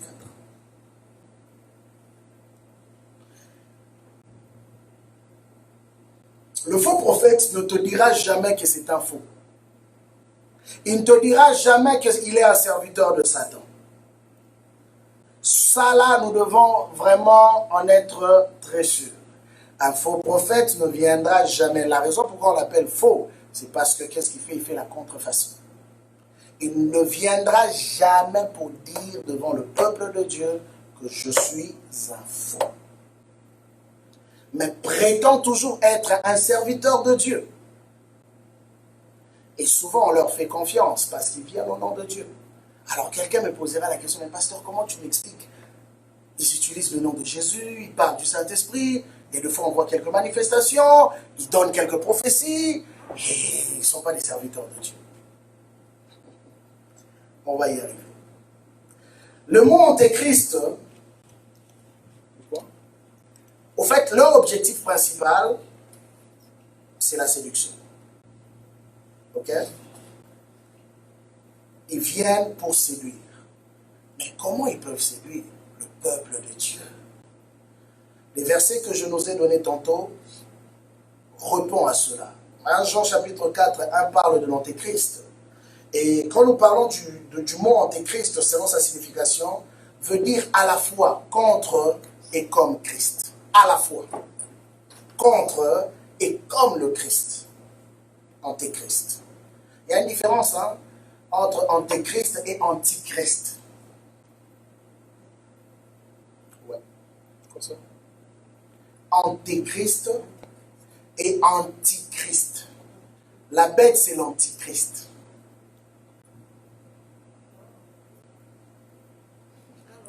Je reviendrai sur cette matière. Antichrist et antéchrist, c'est vraiment la même chose. Je pose la question, pourquoi des fois c'est antichrist, des fois c'est antéchrist? Contre et comme Christ. Les antéchrists agissent contre Jésus à travers la séduction ou la confusion parce qu'ils refont, font comme, voire se font passer pour Jésus ou un de ses serviteurs. Galates 2, verset 4. En cela, nous voyons dans l'Église les principaux ennemis de l'Église. Et la Bible les a repris parce qu'en fait, l'histoire des églises de l'Apocalypse regorge au fait où nous parle de l'histoire de l'Église selon les âges. C'est le 7 âges de l'Église. Ce n'est pas notre matière, ça nous entrerons là-dedans dans l'eschatologie, mais c'est le 7 âges de l'Église. C'est l'une des raisons. Il n'y avait pas cette Église. Il y avait plusieurs églises. Mais pourquoi Jésus a choisi seulement cette église? C'était pour faire passer un message selon le cycle de temps de comment les choses allaient se passer du début de l'église jusqu'à l'enlèvement. Alors, les principaux ennemis de cette église de l'Apocalypse, nous voyons, sont les faux prophètes, les faux apôtres et les faux juifs. C'est l'Apocalypse chapitre 2, verset 2, verset 14 et le verset 20. Je crois que on va finir par cette partie et puis c'est très long. Pardon? Apocalypse chapitre 2, verset 2, verset 14 et le verset 20. Alors, comprenez que les mêmes esprits qui ont opéré hier, ou que Jésus a révélé dans les 7 églises, ce sont les 7 esprits des faux prophètes, ou ce sont les mêmes esprits des faux prophètes qui avaient dirigé dans le passé. Entre autres, nous voyons l'esprit de Jézabel, nous voyons l'esprit de Balaam, qui sont repris encore dans le livre de l'Apocalypse. C'était des esprits qui ont opéré dans l'Ancien Testament, mais qui sont revenus, allez-y comprendre, du temps de l'Église, pour faire les mêmes choses qu'ils ont eu à faire aux temps anciens. La même chose. Et la Bible nous parle de leurs opérations, combien comme Jézabel avait introduit l'impudicité au sein de l'Église, que nous voyons encore et qui est rendue encore très fortement aujourd'hui à une dimension plus élevée. La seule façon de détruire un vrai ministère prophétique, c'est par l'impureté, l'immoralité dans l'Église. Vous savez, ce qui tue fortement l'esprit prophétique, c'est lorsque le péché de l'immoralité prend de l'ampleur dans la maison de Dieu. Et là, on n'est plus capable de se lever contre le mal. On commence à tout accepter. C'est là maintenant que les gens commencent à changer de message, où leur message ne se tourne qu'en bénédiction, en amour. On ne prêche que l'amour. On ne condamne jamais le mal. Je connais un homme qui était un homme de réveil, mais je n'ai jamais compris qu'est-ce qui s'est passé dans sa vie. À un moment donné, il a commencé à prêcher le message de l'inclusion. L'inclusion, c'est quoi? C'est un message où on dit que Dieu est tellement amour qu'il n'enverra personne en enfer. Pourquoi il a créé l'enfer? Vous comprenez un peu? Alors, en cela, qu'est-ce qui se passe? Le même homme qui autrefois était un homme de réveil a commencé à embrasser le mouvement des gays. Il les soutient même pour dire que Dieu les aime tellement. Dieu ne pourra envoyer personne en enfer. Tout ça est parti d'où? L'esprit de séduction. Et ne vous en faites pas, l'esprit de séduction n'épargne personne. Ce n'est pas parce que tu pries beaucoup que l'esprit de séduction va t'épargner. Au contraire, vous allez constater que ceux qui prient beaucoup sont une vraie cible. Pourquoi? Parce qu'ils dérangent. Ils dérangent les plans diaboliques, ils dérangent les camps de l'ennemi. Voilà pourquoi le diable s'est toujours attaqué aux prophètes. Jésus dit à Israël, vous avez tué tous vos prophètes. Pourquoi ils ont tué les prophètes? Parce que les prophètes leur disaient des vérités. Et comprenez qu'un homme qui vit dans l'immoralité ou dans les péchés n'aime pas qu'on lui dise la vérité. Alors, comme il n'aime pas qu'on lui dise la vérité, soit il va s'organiser pour tuer la personne, soit il va s'organiser pour faire tomber la personne. Pourquoi? Parce que quand il fera tomber la personne n'aura plus le courage de condamner le mal. Pourquoi? Parce que maintenant, il y a quelque chose que je peux te réclamer. C'est pourquoi Jésus dit, le prince de ce monde vient, mais il n'a rien de lui en moi. L'immoralité. Jézabel est entré à l'église. Il a emmené même les serviteurs dans l'église à commettre l'impudicité avec elle. C'est ce que Jésus blâme à l'église. Il dit, vous laissez cette femme Jézabel, qui se dit prophétesse, non seulement emmener des enseignements pernicieux, mais même aussi au-delà de cela, commettre l'impudicité avec mes serviteurs. Et Balaam, lui, c'est l'esprit de l'argent, la cupidité. Tu commences à tout faire pour l'argent. Quand il n'y a pas l'argent, je ne prophétise pas. En tout cas, moi, c'est la chaise prophétique. Avant que tu me voies, tu payes ton argent, droit d'entrée. Moi, consultation prophétique. Oui, on a des consultations prophétiques. Une fois, mon frère a été scandalisé. Il appelait un ministère qu'on connaît, un grand ministère que je veux taire le nom. Parce qu'ils ont des services 24 heures sur 24 de prière en ligne. Donc tu peux appeler anytime, ils vont prier avec toi. Alors il appelle comme ça. Il avait juste besoin de prière parce qu'on appréciait beaucoup ce ministère. Il appelle comme ça pour prier. On lui pose la question en anglais. C'est quoi le numéro de ta carte de crédit? Il dit, quoi? Moi, j'appelle pour la prière. Mais comment vous me demandez mon numéro de la carte de crédit? Il dit non. Peut-être que je n'ai pas bien compris. Il repose la question. On lui redit la même chose. Donc, avant de procéder à la prière, tu enregistres d'abord ta carte de crédit. Et les pauvres, en fait. On relève d'abord ce qu'on doit relever. Et puis on prie pour toi. Il a raccroché le téléphone. Depuis ce jour-là, il a déclassé ce ministère. Et ça, c'est très courant. L'esprit de Jézabel de Balaam agit fortement. Oui, l'ouvrier mérite son salaire, certes, mais la Bible ne nous a jamais appelés à être cupides. La Bible ne nous a jamais à marchander le don de Dieu avec l'argent. La Bible ne nous a jamais dit que, oui, pour que je prie pour quelqu'un, il faut que quelqu'un me paye. La Bible n'a jamais dit ça. Quand tu commences à constater que quelqu'un commence à réclamer tout ce qu'il doit faire pour toi, que ce soit la prière, que ce soit un service chrétien, il doit toujours... Tu fais attention. Il n'opère plus avec un bon esprit. L'esprit de Balaam. Balaam commençait à opérer juste pour l'argent. Il pouvait aller déranger même Dieu, simplement parce qu'il avait déjà reçu des gains. L'esprit de la cupidité. Et c'est comme ça que le ministère prophétique de Balaam a viré. Balaam a quitté de prophète à devin.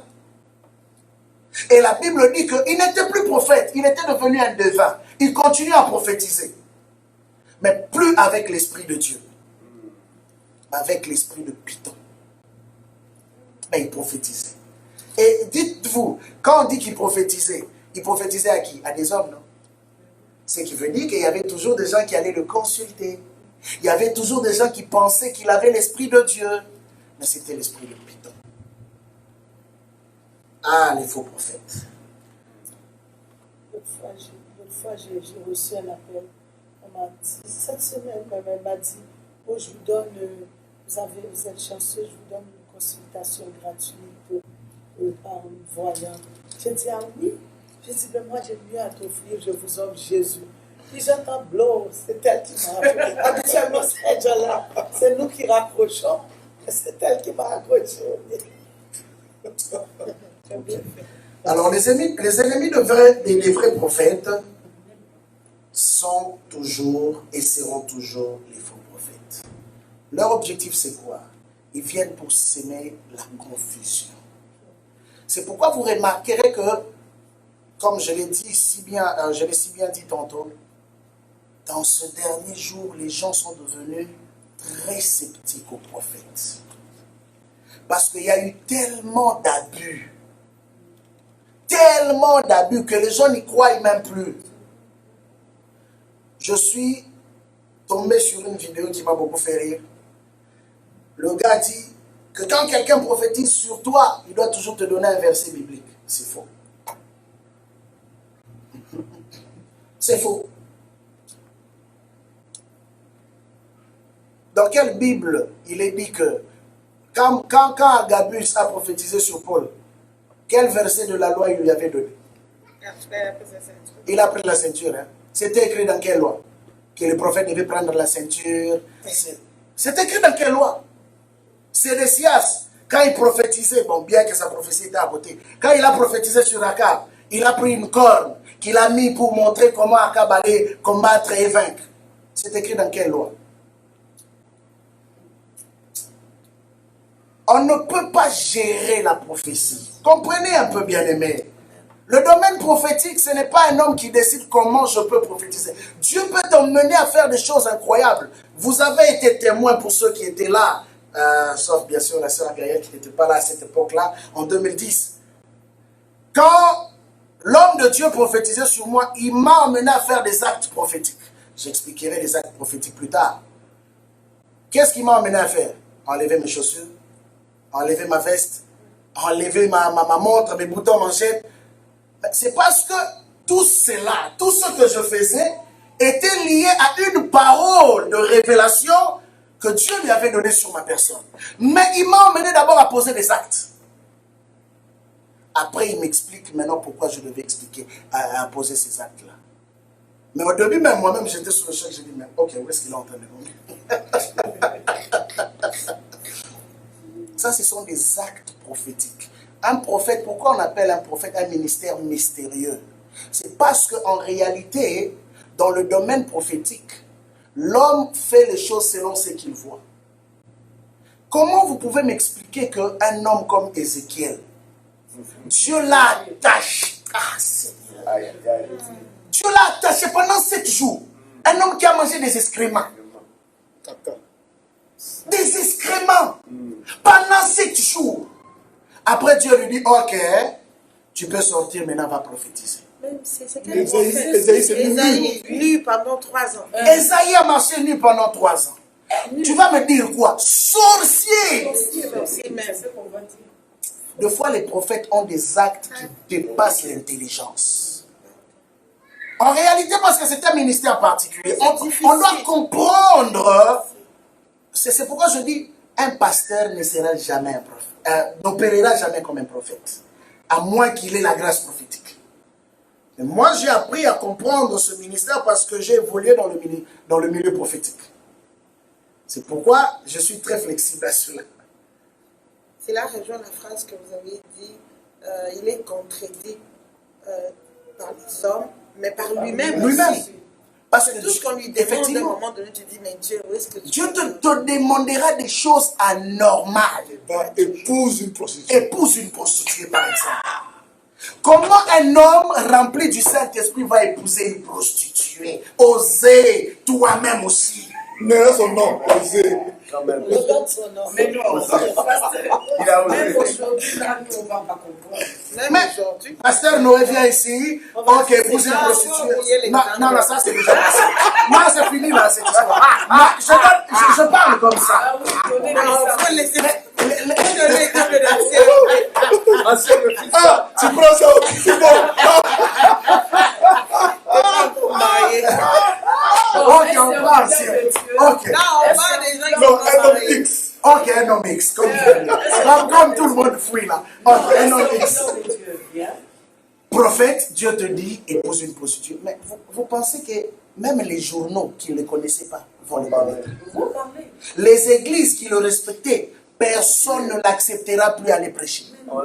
Parce que personne ne va comprendre. Or, On a vu tel pasteur à Sainte-Catherine. Or, la femme qu'il épousait était un signe, tout un message. Au fait, les actes de prophète sont tout un message. Donc, le fait qu'il épousait une prostituée, c'était un message. Et il a eu 2 enfants qui étaient aussi des messages pour Israël.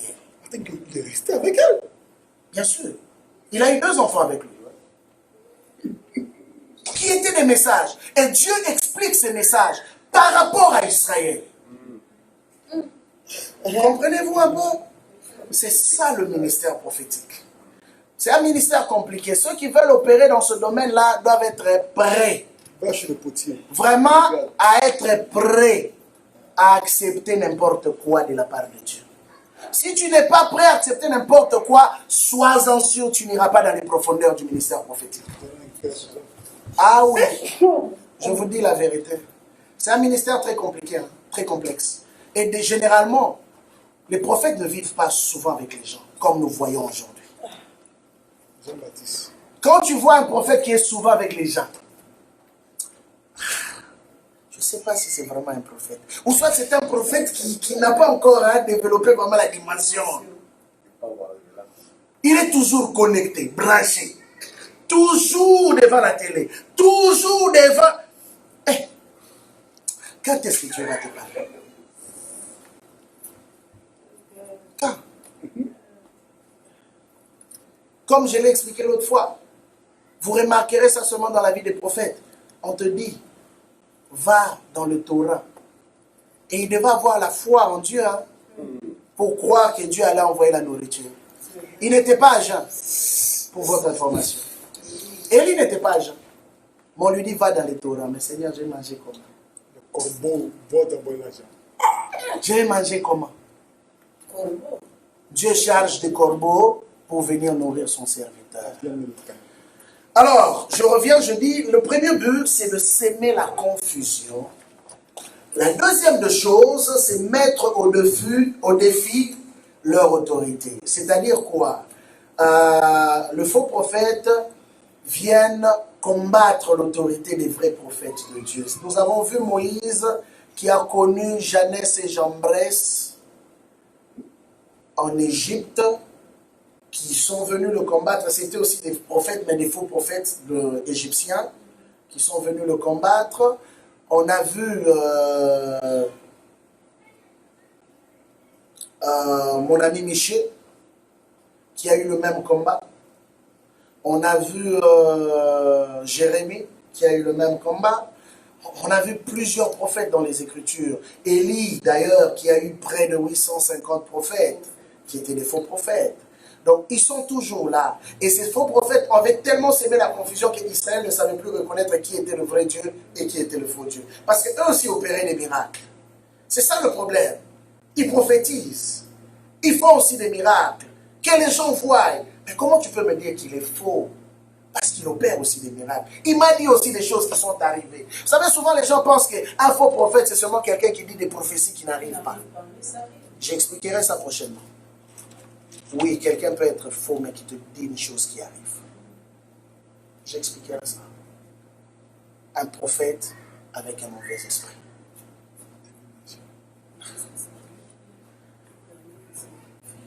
J'expliquerai ça la fois prochaine.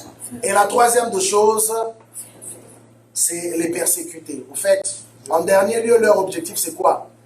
C'est de faire paraître que les vrais prophètes sont des faux prophètes. Et leur objectif, c'est de persécuter les vrais ministères. Et souvent, vous allez constater que ces gens-là commencent comme ça du jour au lendemain. Pouf, ils ont beaucoup d'argent, ils attirent des foules. Par moments, les gens ne savent plus reconnaître. Ils disent, mais bon, il a tout ce qu'il faut. Il ne force pas. Les gens viennent. Et la grande question, c'est que toute cette foule-là qui le suit, est-ce que c'est vraiment des humains? Ah, il y a ça aussi.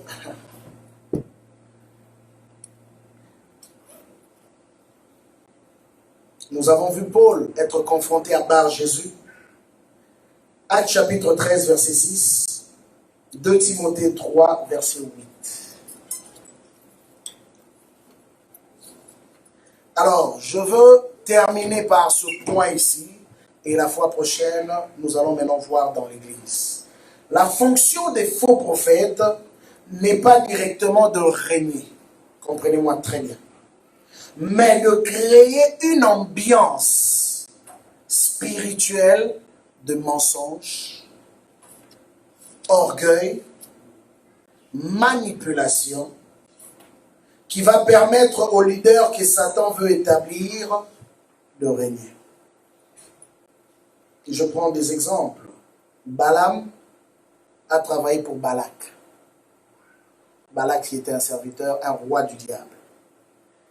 Janès et Jambres qui ont travaillé pour le pharaon. Jézabel qui a travaillé pour Akab. Donc eux-mêmes, ok, la fonction des faux prophètes n'est pas directement de renier. Donc ils peuvent ne pas prendre la première place. En fait, eux sont là, ils peuvent juste exercer pour laisser la place à l'homme choisi par Satan pour faire ses bêtises. De créer une ambiance spirituelle de mensonge,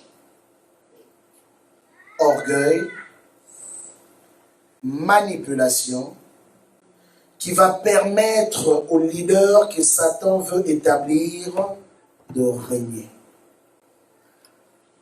C'est pourquoi dans l'Église, il faut faire très attention aux choses que nous tolérons.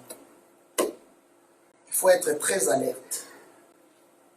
Surtout pour nous qui sommes une Église qui opérons dans les prophétiques, nous devons être très alertes à certaines choses.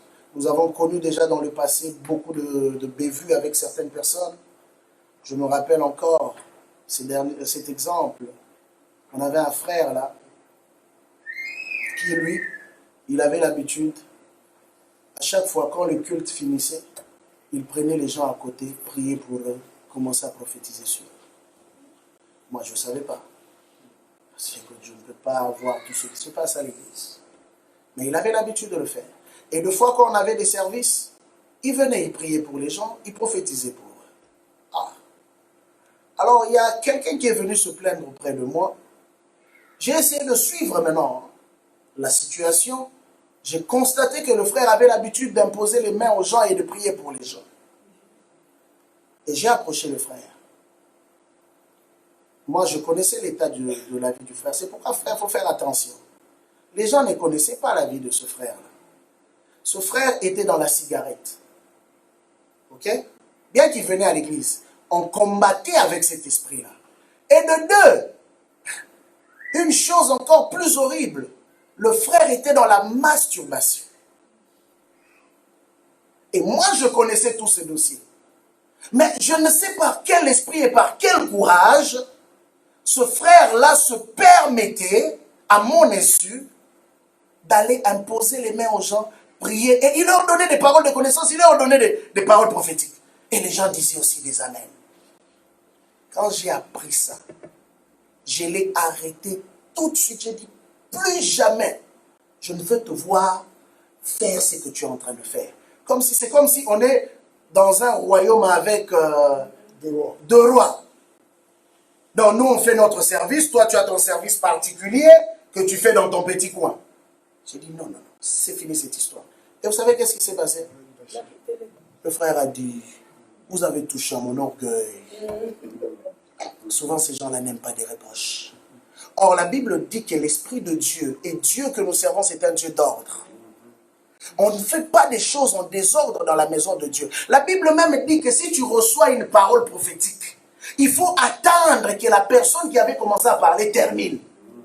Donc, il y a des personnes qui pensent que puisque moi j'ai reçu une parole prophétique, je dois arrêter tout le monde, il faut qu'on m'écoute d'abord moi. Ça, c'est de l'orgueil.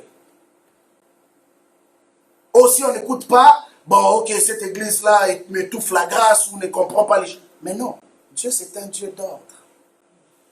Dieu ne peut pas parler d'une manière simultanée à deux personnes. Ok? Qu'on se comprenne. On fait le service ici, quelqu'un d'autre fait le service là-bas. Ça n'existe pas cette histoire. Dans la maison de Dieu, il y a l'ordre. Alors, ce frère finalement est allé dans une autre église. Bon, vous savez, malheureusement, c'était un blanc. Les gens, sans réfléchir, comme c'était un blanc qui est venu nouvellement, ils l'ont pris, ils lui ont donné des positions. J'ai regardé ces pasteurs-là, j'ai dit, Seigneur, comment vous n'avez pas assez de discernement? Vous ne prenez pas le temps d'éprouver les gens. Vous les prenez, vous les mettez directement dans des positions élevées dans vos églises et vous les laissez faire tout ce qu'ils veulent. Et le gars venait, il donnait des paroles au pasteur. Et vous savez à la suite, c'est quoi? Cette église-là a commencé à sécher. Les gens ont commencé à partir. Et souvent, c'est ce qu'ils font. Ils créent une ambiance spirituelle de sécheresse qui chasse les gens de l'église. Et ils aiment les gens. Et vous savez, ils sont forts en suivi. Ils sont forts. Ils connaissent tous les membres. Ils connaissent tous les téléphones des gens. Et quand ils appellent les gens, ils leur donnent des paroles de la part du Seigneur. Et vous vous imaginez que vous, à l'église, vous ne connaissez même pas ce qui se passe. Vous êtes surpris. Oh, tel avait prophétisé sur tel. Ah ouais, tel avait dit ça. Ah. C'est comme un homme a débarqué à Montréal. Je veux conclure par cette histoire. C'est un pasteur, bien sûr, qui avait un ministère. Mais il a connu des problèmes quand il est venu ici. Il n'a dit à personne que dans l'église où il était, on l'avait excommunié. Ok? Maintenant, les gens qui l'ont connu autrefois, l'ont connu dans la même dimension qu'un tel pasteur a débarqué à Montréal. Alors les églises de Montréal ont ouvert les portes pour le recevoir. L'homme est venu prêcher, comme c'était un homme qui était bouillant, un homme de feu. Il a allumé, je ne sais pas si je dois appeler ça les feux ou je dois appeler ça quoi. Mais il a fait ce qu'il devait faire. Et les gens ont commencé à l'apprécier. Et vous savez qu'est-ce qu'il a commencé à faire? Il commençait à trouver les fidèles de chaque église où il était allé. Il dit, tu sais, ton pasteur, il ne comprend pas la grâce qui est sur toi. On est en train de t'étouffer. Viens chez nous. Le Seigneur les amis. Oui, oui, il a fait ça. Les démons qui parlent. Il a commencé à appeler les fidèles comme ça. Frère, Et vous savez, en l'espace, en moins d'une année, il avait plus de 300 fidèles, mais des fidèles qui venaient des églises, en fait, des immigrants. Non, il péchait dans le royaume. Voilà. Des immigrants qui avaient déménagé pour aller dans son église. 300. Plus de 300. Le gars a commencé, oui, mais en moins d'une année. Et c'était en feu. Toutes ces personnes qu'il avait pris dans les églises, là, il leur a donné des positions, des pasteurs, des anciens, tout ça pour les amadouer. Ah, j'aime le Seigneur, bien-aimé. On ne peut pas tromper Dieu. On peut tromper les hommes, mais pas Dieu. Vous savez qu'est-ce qui est arrivé? En quelques années. Et Dieu est bizarre. Dieu lui a laissé quand même jouir de son petit pouvoir, là, de sa petite gloire pendant quelques années. Peut-être 2 ans ou 3 ans. Après, qu'est-ce qui est arrivé? Au moment où je vous parle, il est rendu invalide des invalides.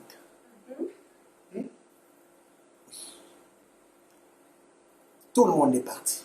Les seules personnes qui sont restées dans son église, c'est sa petite famille. Dieu l'a frappé à un niveau où, un jour, il a vu l'apparition. Bon, je ne sais pas qu'est-ce qui s'est réellement passé. Il a vu une femme apparaître nue dans sa chambre. Le gars a piqué une crise de folie.